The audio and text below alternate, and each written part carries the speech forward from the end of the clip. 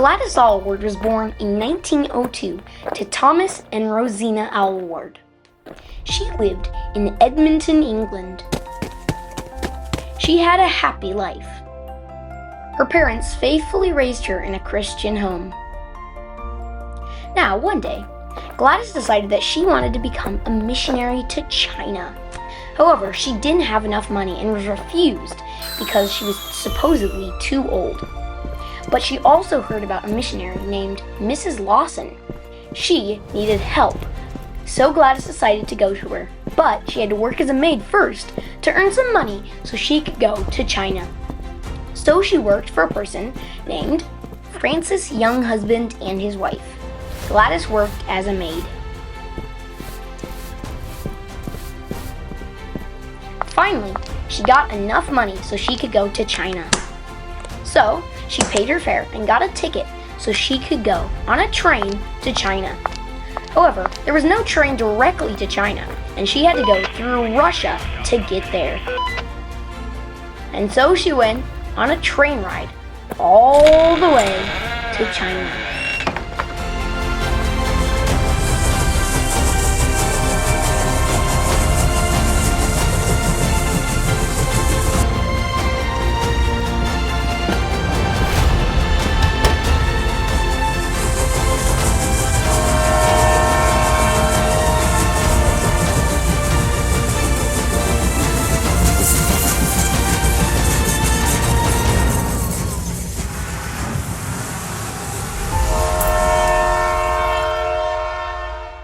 When the train was forced to stop for several weeks, Gladys refused to stop. She kept on walking.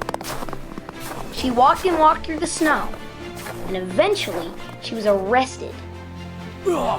However, Gladys would not be stopped.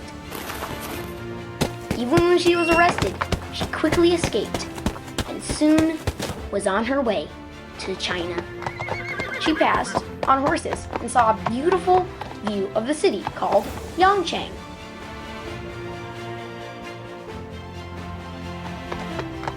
And so she went straight to Miss Lawson's house.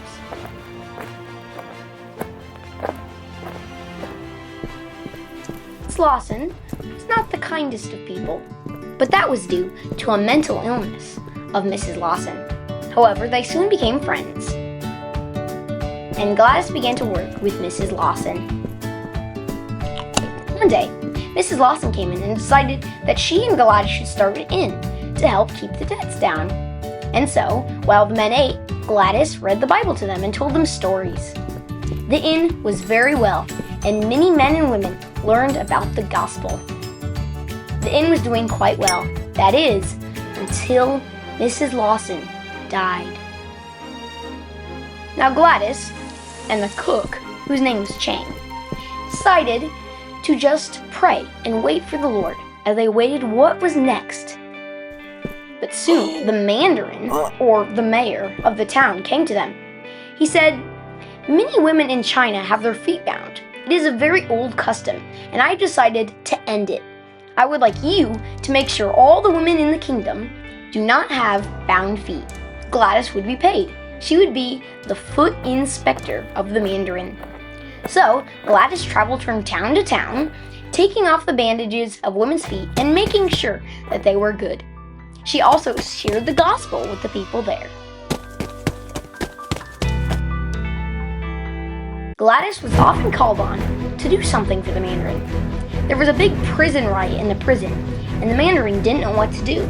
The mandarin asked Gladys if she was willing to go in and try to stop the riot. Now this is crazy. How could a woman stop an enormous prison riot? Gladys prayed to God and quickly went inside. There was an enormous battle.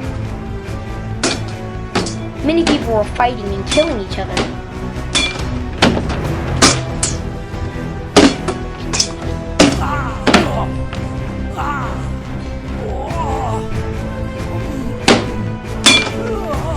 Then a man came and threatened to kill Gladys, but Gladys said, "Put the sword down."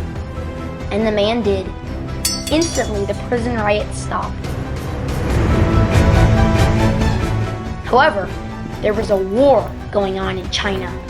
The Japanese and the Chinese were at war.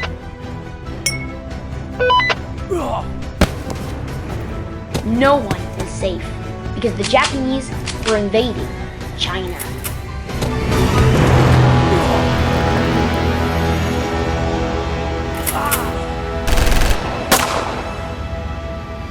And the Japanese were winning.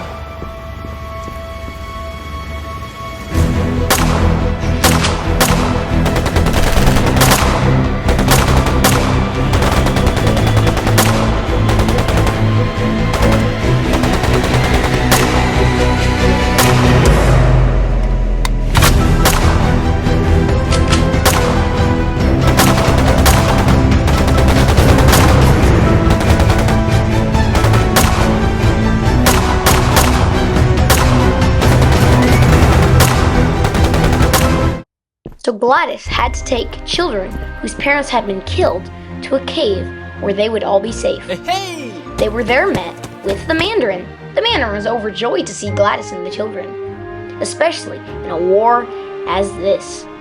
So all the children and Gladys and many people from China lived in those caves.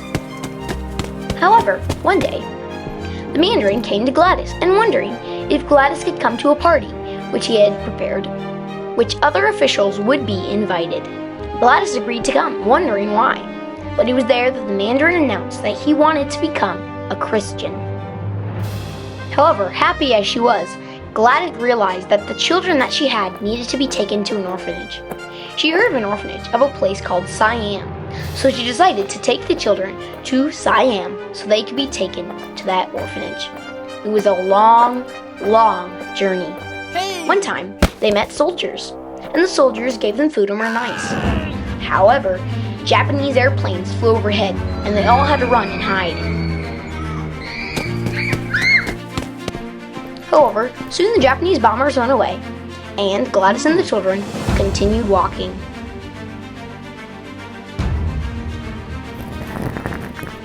It was a long, long journey of climbing across the mountains. Didn't know what was ahead. However, Gladys trusted God, and they went a long way until they reached the Yellow Sea.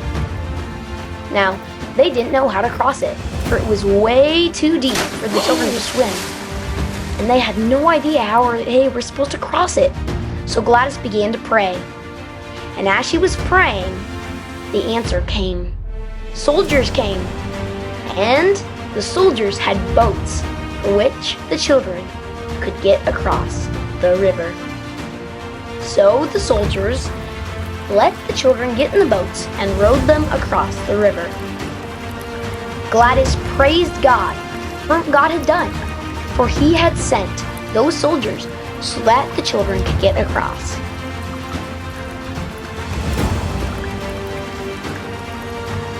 So the children continued walking all the way to Siam. However, at Siam, they were refused entrance because there was no room. But finally, they got to Fufang, which was another orphanage. And there, the children were accepted.